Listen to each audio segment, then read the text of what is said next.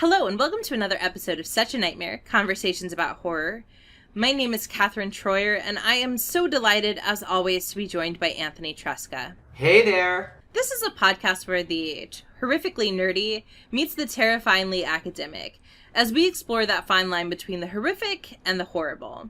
Each episode looks at a specific horror text that is, for better or worse, giving us nightmares. And we are so excited to have you join us for our episode over 2003's Freddy vs. Jason.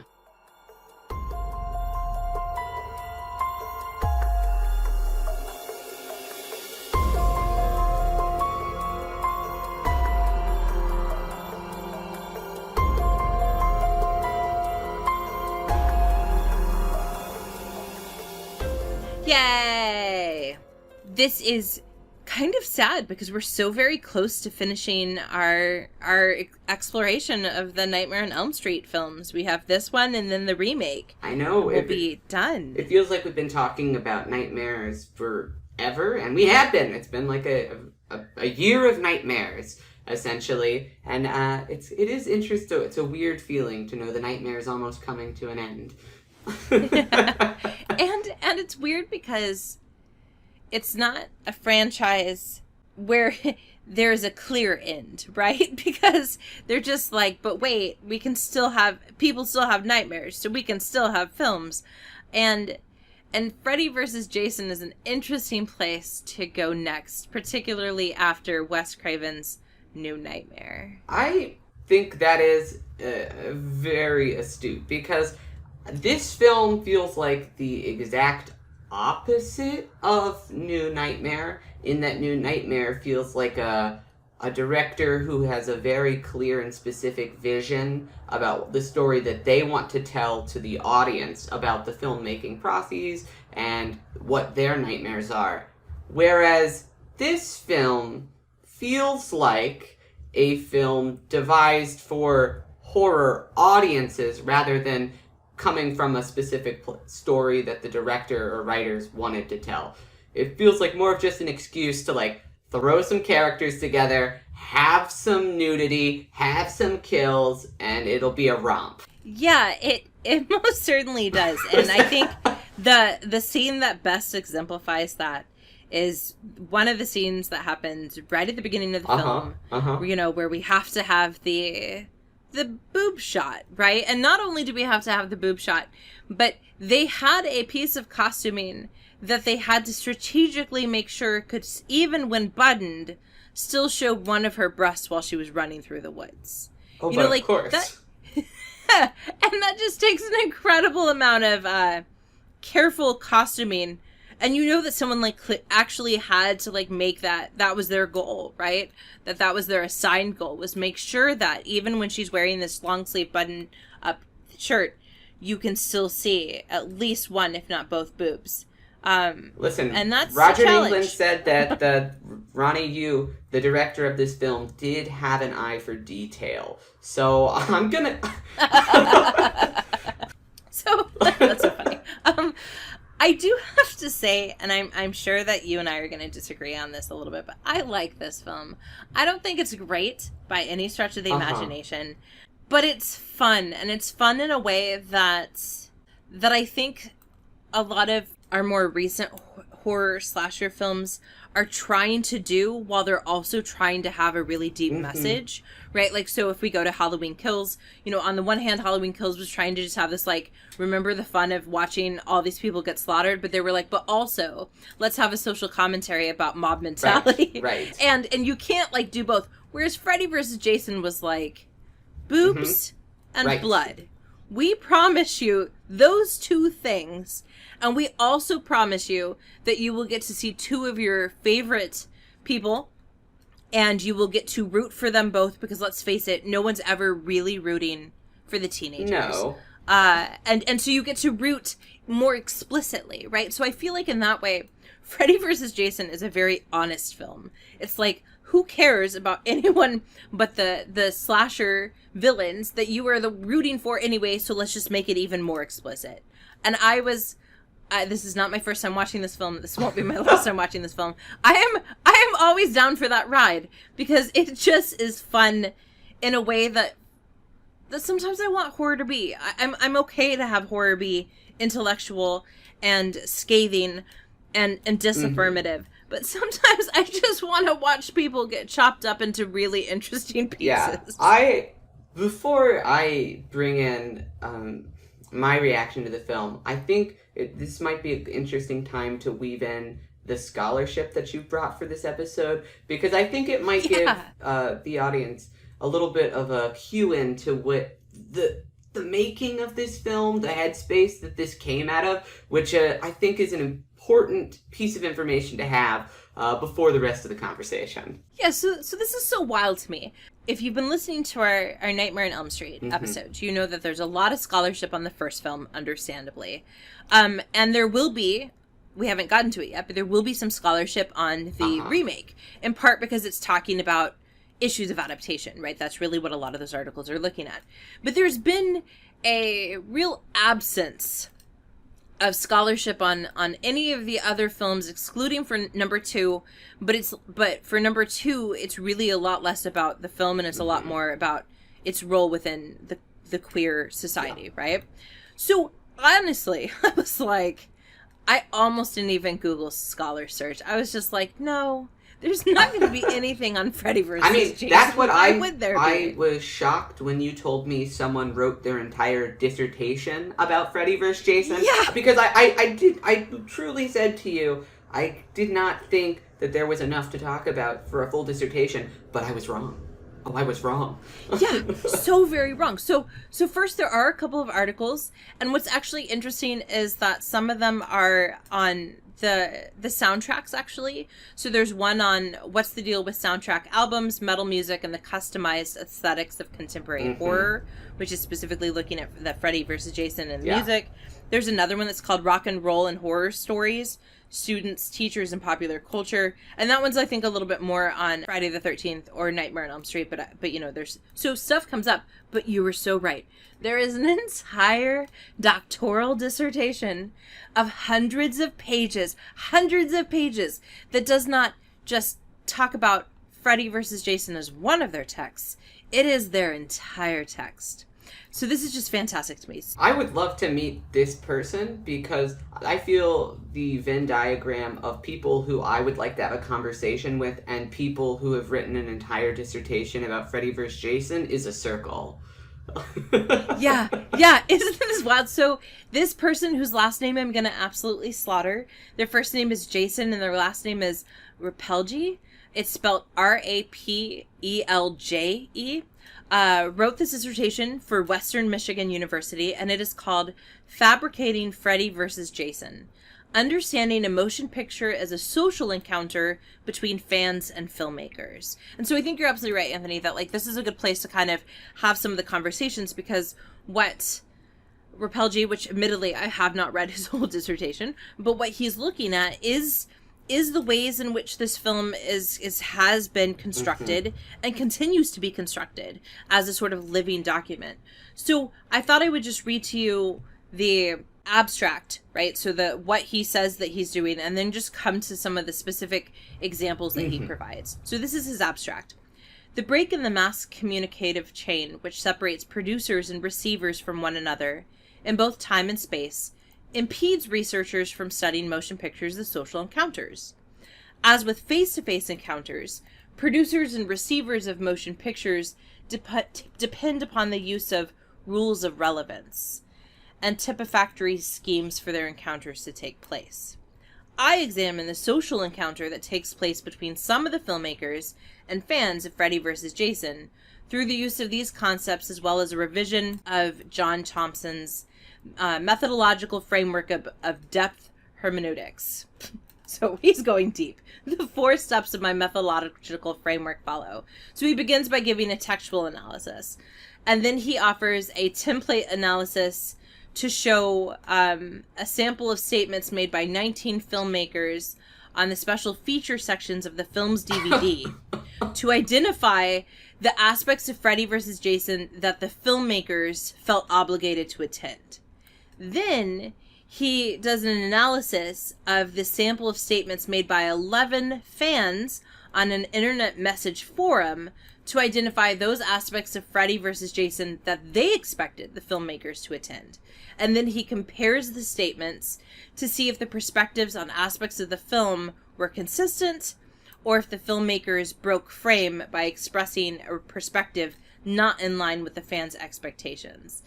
And then ultimately, he found that the 19 filmmakers and 11 fans discussed 5 aspects in common, and more often than not, the 19 filmmakers broke frame by expressing perspectives that were not in line with the 11 fans' expectations. And because of these findings, he argues that the film was not a successful interaction between these particular filmmakers and fans, but he nevertheless sees this picture and just like film as a fabricated encounter. So super fascinating. So what always strikes me when hearing this is I know that this is very grounded and research based, but the research process always sounds so close to conspiracy theorist findings that I'm like, I had to like take a second to be like, no, this is serious. I'm like, because it is, and it's so deeply interesting talking about that process of what the expectation is based off of the larger cultural ideas and fan understanding of these characters versus the realities of making a film and these filmmakers' perspectives, and then the interplay at hand. That is so interesting, but also it does sound like a conspiracy theory. You're right. The other thing that I keep thinking about is that anytime a student is like, I don't know if I can write a 3-page paper on this one film, that I just want to be like, hundreds of pages on Freddy versus Jason. I think you can probably write 2 pages on Citizen Kane, Yeah. I think I just have to applaud, this author's, pure dedication. Thank you for unpacking this. Yes. So that I don't have to Seriously. do this. I am sure that, based on having done research myself, that this caused you much pain, researcher. But I appreciate your pain. And I want to applaud so when you write a dissertation, you have a dissertation committee that's comprised of faculty at your university that are willing to read your dissertation, to provide feedback, and to varying degrees they need to be scholars that are connected enough to what you're doing that they can contribute as experts in the field. And I just want to say, I'm so proud of these people for being we'll let you do this, because I had to fight to just do horror more broadly. And I just feel like the boldness of saying I'm going to look at this one horror film very explicitly just delights me. So one of the things that I'm going to slaughter his last name again, Rapelje talks about at the very beginning, actually, is this idea that horror texts are sort of alive. So he's referencing another scholar whose name is Ken Gelder, and he says that Ken Gelder talks about the power of horror texts as though they were living, breathing entities performing or doing things of their own. And the quote that he uses from Gelder is that horror films make available to their audiences the rhetorics of horror, which provide, and then this is the quote from Gelder, ways of defining what is evil and what is good in societies, what is monstrous and what is normal, what should be seen and what should remain hidden, and so on. So what I like about Rapelje's argument is that he's saying that there's kind of something maybe not explicitly unique to horror as an exclusive, but definitely an element of horror, and that is that they are already living, breathing documents, right? Because we are constantly imbuing them with meaning, but also they are telling us how to imbue the world with meaning. And so there is this already performative nature to horror. And then he gets into Freddy versus Jason, and he talks about the fact that there are a number of ways in which the filmmakers both paid attention to fans and then, of course, as he argues, broke frame.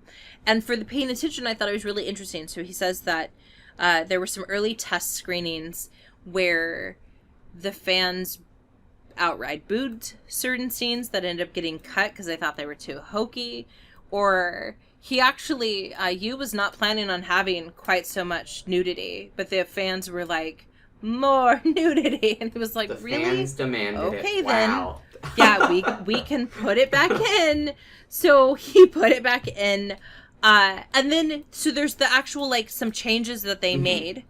There's some arguments that New Line Cinema took as long as it did to make Freddy vs. Jason because they were trying to make sure to get it right for the fans. Because what an incredible risk to take, because you're not only having to appease the Nightmare fans, you're also having to appease the Friday the 13th fans. And I'm not sure, if we create our nerdy Venn diagram, I don't know how big that circle is in the middle. So that is one of the, interesting things about the making of this film is you're taking a nightmare, which is not is kind of it's more disaffirmative largely than it is affirmative, although depending on which film entry in the franchise, that really depends. But Friday the 13th is pretty explicitly affirmative horror, and so you're kind of meshing with types of horror and types of horror fans whom you have to appease.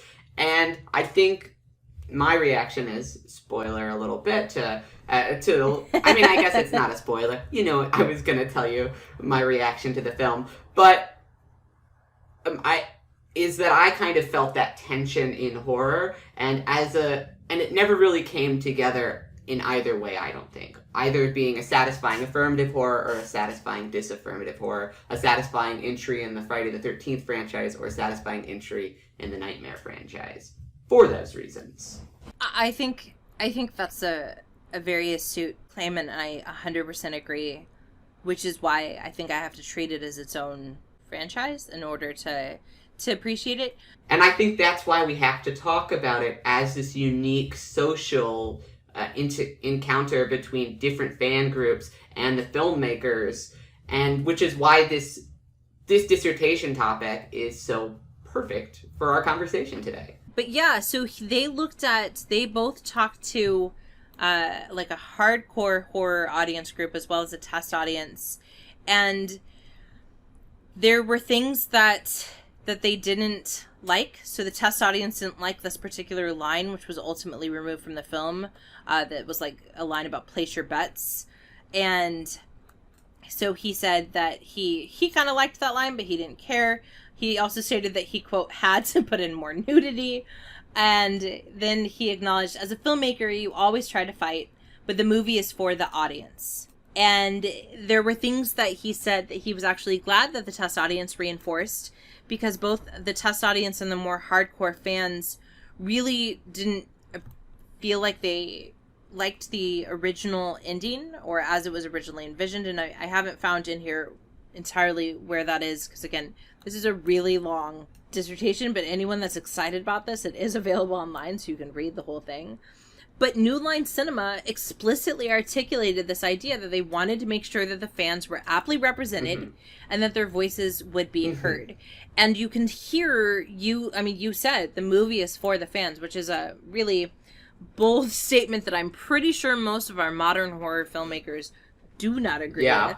But then they had to figure out, what does that mean? Because not only are they having to make adjustments and tweaks based on fan audiences, but they're also having to do these recalls, right? And this is getting to your point of, we need to, as a hardcore Nightmare fan or a hardcore Freddy, no, it's too hard. A hardcore Nightmare fan or a hardcore Friday fan, we need to have those references that make us feel like this is a part of our respective franchises, right?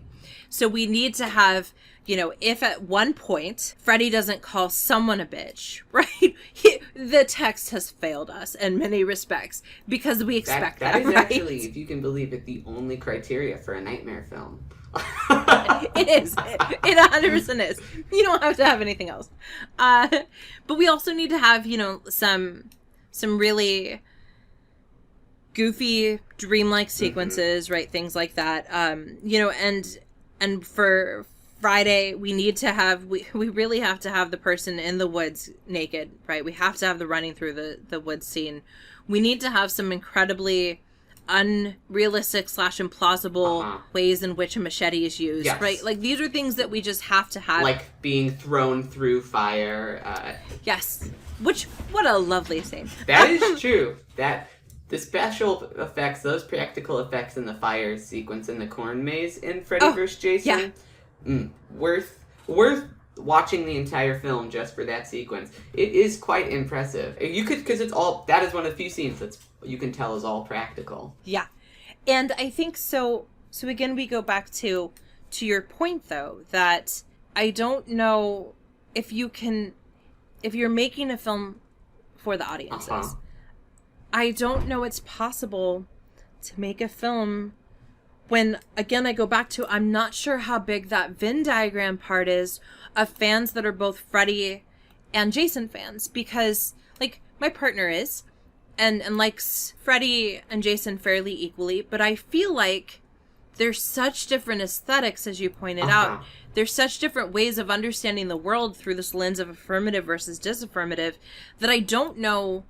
I feel like it's a really small group of people that are going to like them equally, because you're going to want one to win, right? Like, the point is you're rooting for one or the other, but you can't, how do you build a container for that story that will appeal to both audiences fully? I think, unfortunately, what the filmmakers chose to do is largely kind of skirt the question of that, and they just kind of, like, relegated the Nightmare and Freddy stuff to the B plot in the film and the Jason stuff to the C plot, and they were just like, we'll do the Freddy stuff during these times and the Jason stuff during these scenes, but a majority of the film will be spent with the A plot, which is following these new characters that are introduced specifically for this film of Laurie Campbell and Will Rollins and their misadventures throughout, first, obviously, Elm Street, and then when they have to come back to Crystal Lake, which I thought was a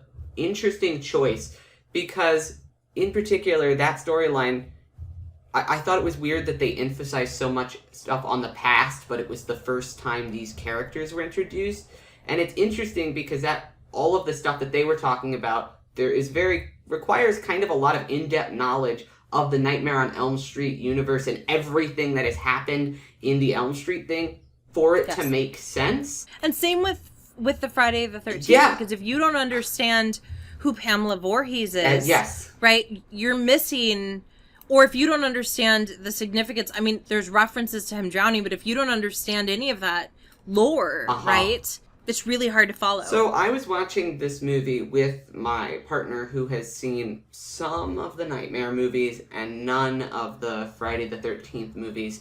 And they were so confused by this whole thing.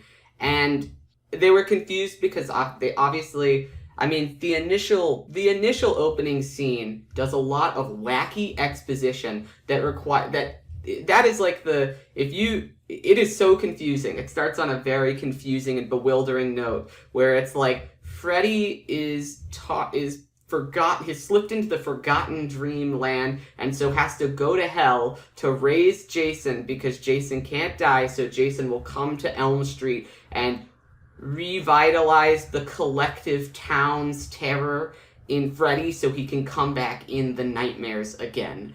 And that's just the first scene. Yeah. Yes. It's also strange, right? Because when you have a character who becomes the voiceover narrator, right, it suggests that they're going to be the main character. Yes, that's the role that Freddy embodies in that opening scene. Yes. And of course, in the filmmaker's defense, because I joked about this while watching it this time, I actually would have been delighted to have seen then a follow-up opening sequence that was Jason narrating, but since Jason doesn't talk, it was just silence for 2 minutes. Because, again, the disadvantage to having Jason is that he doesn't talk. So if we're going to have a narrator and it's not going to be a human, it has to be Freddy. But it creates a really odd and, like you said, sort of discombobulating affect. Yes. And I think part of that is because going back to Rapelje, looking at what the hardcore fans expected for Freddy versus what the hardcore fans expected for Jason shows the tension, right, that we're talking about. So he says that the hardcore fans expected Freddy to return to the darker persona that he exhibited in the first Nightmare film. And so one fan posted that they expected this to be the darkest film in a while for both franchises. Freddy is going to get his quips in because he's Freddy, but he's going to be his most evil. And they said, that's hard because how do you come back from Freddy killing someone with a Nintendo Power Glove?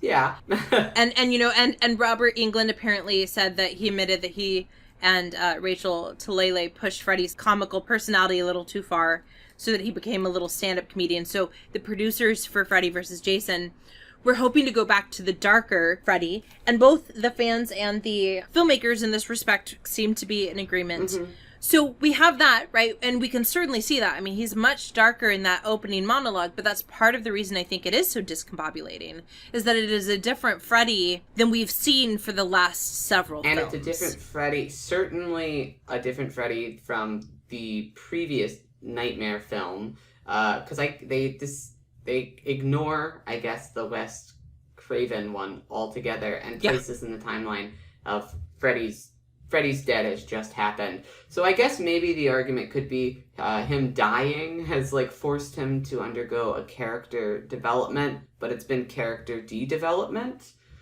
and he's like now back to that evil. So yes, I see where the idea is could potentially be coming from there. And for Jason, so apparently the hardcore fans expected the producers to take some liberties with Jason, particularly in terms of his look. Mm-hmm. Kane Hodder had played Jason in some of the previous films and actually is quoted as saying, I guess they wanted to go with a puny, smaller Jason this time because, you know, they did. They changed things up. They added the gross little wisps of hair.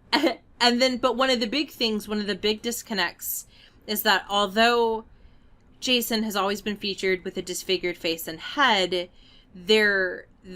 you made it much more explicit that Jason's history meant that he was, and this is from you, a little bit disabled, and I don't think he even knows what is right and wrong. And elsewhere he says that he was born with a disability, and this rage in him leads him on a one-track mind to kill people. Mm-hmm. So one of the big departures is that they made Jason mentally ill or mentally disabled, and that disability is part of the reason that he kills the way he does, which then does create a really weird affect for me in this film because it's hard to not want Jason to win when he's clearly just a broken little boy. Yeah. Right? Who is also being tortured by Freddy. Yeah. Right. So it's hard to not want Jason to win in some respects. It is very fitting for Freddy, who constantly is hurting children, even if they're older children, to pick on Jason. Mm-hmm. Right? But like, it creates this weird... There's just so many weird things being set up, and it's unclear who they want us to root for, but it also feels like they've made it so that we have to root in certain ways, if that makes sense. Yeah, and I think this is similar to yet another Halloween Kills comparison that I can make, is that each scene in this film seemed to kind of like have different answers to that question, too. So like when we're in a Freddy scene... sometimes it's clearly a different affect and goal than when we're in a predominantly Jason scene, and there's not a lot of effort to like blend those two aesthetics or bring them together so much as it is, okay, so now it's time that we replicate and recreate this particular beat from a Nightmare film, and then once we move to this other scene, then it's time to recreate this beat from a Friday the 13th film, and then we'll go to the teenage characters for a while. In fact, that is such a good point because you can actually see they've chosen different lighting schemes. Yes. Right? Yes. So that we have a red color when it's Freddy stuff for a good chunk. It's not always consistent towards the end, but for a good chunk of the film, if it's red lighting, it's Freddy. If it's blue lighting, it's Jason. And then if it's, you know, something else in between, or if it's just, quote, normal colors, then it's the teenagers. Mm-hmm. And, you know, they've coded it, right? They've clearly separated these visually, which is an interesting decision, right? Because, like you said, it kind of creates this stitched together monster that is not entirely one or the other. I think this is, and that look of the film, this also has a radically different look than the Nightmare movies or the Friday the 13th movies have ever looked like. This is the most CGI slick and polished version of these characters that I had ever seen, and I personally kind of found it a little bit jarring to see these characters who are honestly, these are kind of messy franchises. They have historically look like in their look, and that's part of the appeal. Yeah. Is particularly in the Nightmare franchise that it's so much going on that it's a little bit messy, and it's a little bit over the top, but that's what kind of makes it work. But in this, they kind of like really stripped it away, and it's very polished and very slick and glossy looking, but a lot of that like internal messiness and fun is lost at the expense of that. And there is a way in which I think, again, to go back to what I think is the hardest thing about this film, there's a way in which what you just said matches the sort of conflicted messaging of who this film was for. Because on the one hand, you actually said in an interview, which was apparently very traumatizing to the hardcore fans, he said, "We want to make a film for the masses, not really the hardcore fans who might remember some detail from a sequel 10 years ago." And of course the hardcore fans were like, gasp, what? But at the same time, some of them were like, that's okay, because we don't want to think about all the films in the franchise, because, not everyone believes that every film in the franchise counts anyway. Yeah. So some people were okay with that, some people really weren't. Some people said they were okay with the idea of the histories being intertwined, but we couldn't forget about the past films. Others said that if we intertwine the histories, it's going to damage both characters. But what's interesting is that we go back to what you said about when you watched this with your partner, that they were so lost and confused, because at the same time that they're saying this isn't for the hardcore fans, I don't know who else will understand what's happening. Yeah, I agree, because, my partner did end up falling asleep during this, because at a certain point they just gave up on trying to understand, because they were just like having to ask so many questions. They were like, so wait, what is happening here? Who is that older woman? What is he? What's this thing with like the water drip? Actually, they didn't get to the water stuff. They were asleep by that point. But it was just they were just so confused, because it is confusing, and I don't think that the filmmakers gave the audience any help through and I think they could have through a viewpoint character who was experiencing both of these worlds for the first time. But by setting the plot of the A plot with Laurie Campbell and Will Rollins being so much affected by their past that the audience, no one has ever seen before, it really doesn't give audience that viewpoint character to be like, okay, well, they're experiencing for the first time too, so of course they're confused. Instead, it's like, no, you should understand what's going on, because everybody does. This has happened so many times. Everybody knows this. When you take all of that, and you also take the fact that the film tries really hard, and I think simultaneously fails and succeeds, in making it unclear who we should be rooting for. So on the one hand, the film really makes it clear that Freddy he's literally the storyteller. He's the one beginning the story, and he's the one that gets the final little wink, laugh in, right, and the wink. But on the other hand, it's hard not to root for Jason with this new interpretation of him as being, disabled and truly picked on, so that it's never been his fault, and he's like yet another victim of Freddy. It's hard not to be like, oh, well, I kind of want you to let Freddy get his comeuppance at sometimes. But it's a really weird film in that respect. And they also give Freddy quite a bit more screen time than they do Jason. One of the things that my partner and I were talking about before they fell asleep was they were like, where is Jason? They're like, I feel like it has been so many scenes where we're either just with Freddy or we're with the kids, and they're like, and Jason will just kind of show up every now and then until the third act when we move abruptly to Camp Crystal Lake, and then it becomes and then in that third act it becomes more of that blend. But for a majority of the film, I think it was a frustrating experience for me, because I had never seen this was my first time watching the film.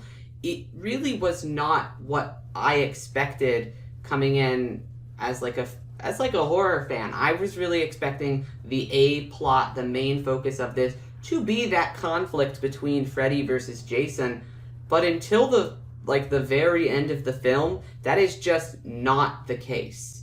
They don't really even cross paths until the very end, and they have two big fight scenes together, which kind of feels like if you were making a film for the fans or for the masses, that you would feel more pressure to deliver on that central premise that you brought people in on. The title, I think, is the problem, right? Because really, it's not Freddy versus Jason. Yeah. In terms of Freddy versus Jason in a battle royale, not until the end.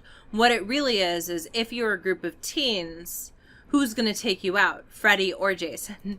Or both. And so you're right that by adding, which they had to add the teens. To you can't have either of these slasher franchises without the teen pack. But it did mean that we're focusing a lot on them. And like you said, we're going from the A plot to the B plot to the C plot. There are some nice additional, like, nods to other horror franchises in here that I think both, again, when we're thinking about, like, which audience is this for, you know, I can't help but feel like you was not entirely correct that it's not really for the hardcore fans, it's for the masses, because they were sometimes more than Easter eggs. They were actually things that if you didn't understand where this was probably being a reference to, you couldn't entirely understand where it came from. So there were little things like Lori, right? And at the very beginning, she asks where Michael is, the woman who's in the lake. So, you know, we have some little nods. But I would also argue that the really weird and sort of intrusive element about Lori's, you know, like, middle school boyfriend, seeing her dad kill her mom reminds me of Scream, right? Like, it's kind of a throwback to Scream and the, like, did the dad do it or is the dad innocent? The red herring. And the exact the red herring, exactly. Red herring from Scream. Exactly. But in Scream, it's been built in a little bit more explicitly, whereas in this film, it kind of feels unclear where that's coming from, right? Because that's not a part of either the Freddy world or the Jason world in terms of parents and things like that. So there's this weird way in which there are these things that are built into the very narrative that rely on you understanding horror films more broadly, slasher films more specifically. But I still love it. I still love this film. And I still love it because I'm willing to say that it's not really a Freddy film. It's not really a Jason film. It's this weird, like, fan service, but in this case, the fans were the producers and the filmmakers who were like, we have the money, we have the rights, can we please make the film of our dreams? It was so unabashedly fun. In fact, my only real complaint with this is the lack of practical effects in the cockroach sequence where we have the horrible CGI where he's, you know, high and he's thinking that it's Freddy and Freddy's, you know, like, I mean, yes, there's some inappropriate language that Freddy uses considering that it's the 2000s. There is definitely some things that don't make sense to either franchise happening. Yeah. Right? Like, there are definitely things that don't make sense, but also, it's just so much fun. I think I personally had a bit of a different reaction to this film. I enjoyed watching the product of this film, basically kind of understanding it as just a product of the specific cultural moment and the audience, and appreciating the audience building that occurred between the two franchises. But on a more personal level, to let my biases come out, I am much more of a Nightmare fan than I am a Friday the 13th fan. And as a Nightmare fan, I did feel a little bit disappointed by the Freddy that was kind of portrayed in this.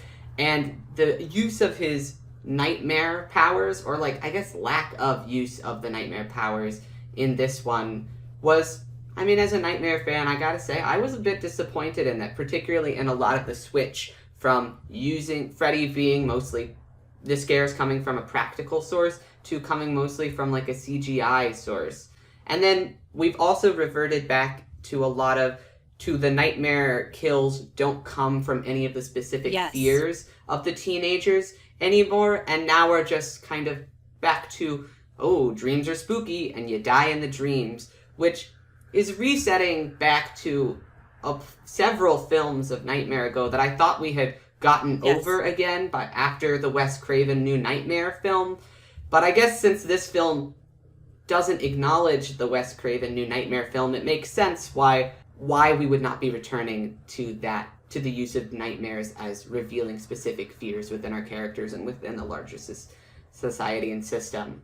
Yeah, to be perfectly honest, if we were going to have fears that matched the whatever, right, then Laurie's boyfriend should have had a nightmare that was about being institutionalized. Yeah. And the friend whose brother had killed himself, we got that, right? That was one of the better scenes of the whole movie. It was actually one of the more frightening scenes, right? That idea of, like, turning around and seeing, your sibling having committed suicide. But, like, Laurie should have seen her mom, all bloody and stabbed, instead of this, like, thing where the only time she really sees it is when she's realizing that, actually her dad was killing Freddy. So I very much agree with you that's been my favorite part, is matching and tailoring the nightmares to the characters, and the Nightmare franchise has been kind of inconsistent about whether it's doing it, but you and I have always liked it best when it does it. And then another element that I was frustrated that was lacking was one of my favorite parts about the Nightmare on Elm Street franchise is a lot of the aesthetical choices that are brought to it, and the specificity of the Nightmare world, and the absurdist elements that are at play within this franchise that I think, in trying to appeal to a mainstream audience, were forced to be toned down to be more commercialized and easily digestible. Which is just frustrating as a fan, even if I understand creatively why they made that choice, particularly when you're pairing it with a much more grounded and realistic figure as Jason. And I think they even acknowledge kind of that tension between the more absurdist horror and the realistic horror when they're talking about, like, we don't need to be afraid of the nightmares, we gotta be afraid of what's happening in the real world here. And I think that's an interesting conversation, and that was that was one of the more interesting elements where you're like, oh, the characters get to have that conversation about which one should you be more afraid of, which one is more scary.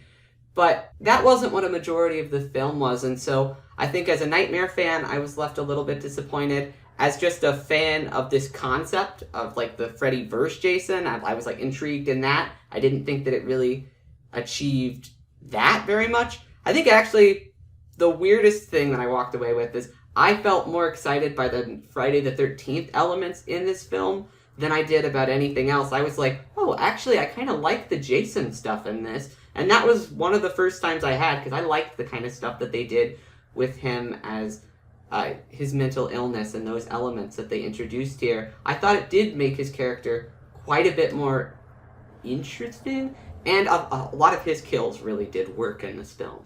You said several very fascinating things. I think one of them is that there are these nuggets, right, that, like, show you the potential promise or magic that could be in this film. Because you're right that conversation of, like, who do we fear, the people that are haunting us in the day or the people that are haunting us in the night, is really interesting. Mm-hmm. The idea that they have killed Freddy off, right, that the town has managed to, and they've done it so far that they've actually institutionalized kids that they were worried about. That was really interesting. and like, I also enjoyed the scenes where, particularly in the cornfield, where, the one girl was drunk, and so she was in Freddy's world, but then Jason killed her and pulled her out, right, and got the kill. Like, there were some really interesting ways to play with it. Yes. But what I thought was really interesting about what you said, that I would love to know, I would love to be able to do my own study, is that I wonder if your experience is the experience of most fans, and that whichever fan base they are coming from, they liked probably the one that they were less familiar with because it seemed less at odds with the series and with the narrative, so that what it actually is doing is, instead of you watching the film as a Jason fan and being like, yes, Jason, or watching it in my case as Freddy fans and being like, yay, Freddy, that we actually, you are rooting for the one that you are not usually the franchise fan of, because it is the one that you're least sad or upset that they've made so many changes. I don't have that same level of investment, and you're right, there were moments that I was like, I'm kind of rooting for Jason. Yeah. In a way that I did not anticipate, and this is the first time I've watched the film after having seen all the nightmares, and I'm going to say that you and I should have to watch this film again when we're working our way through the Friday the 13th franchise, and have to have another episode to see if how our feelings have changed now that we're completely aware of the lore. I think that would be really interesting. I think that would be super fascinating, and also I guess that teases in our listeners to, we are going to embark eventually on the Friday the 13th franchise. Someday! someday. There's always a new horror frontier to conquer, to explore. Yay. Da da da.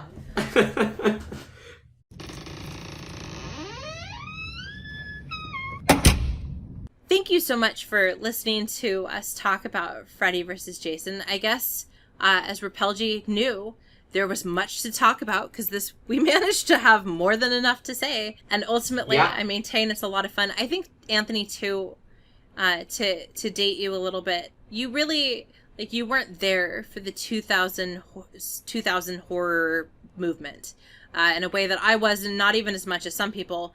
But the 2000s horror is such its own genre. And this is definitely fitting really neatly in there in the same way that Urban Legends fits in here and a lot of other things. So I have a feeling that 2000 horror is not probably going to be your cup of tea, just kind of because it's all sort of slickified. It's all about as social commentary less as it can be. And it's just a lot of boobs and blood. and that is its own aesthetic. I in a lot of the reviews that I was reading and commentaries about this film, people described it as a product not necessarily of either of these franchise, but of the early 2000s. They were like, that is what this movie is. It is a early 2000s horror movie before it is a Jason or a Freddy horror film. That is the most accurate statement I've probably ever heard. And I like 2000 horror films.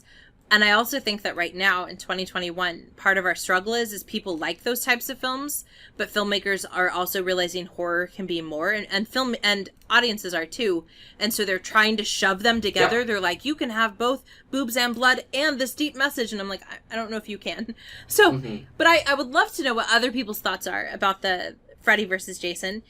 How would they tell us their thoughts?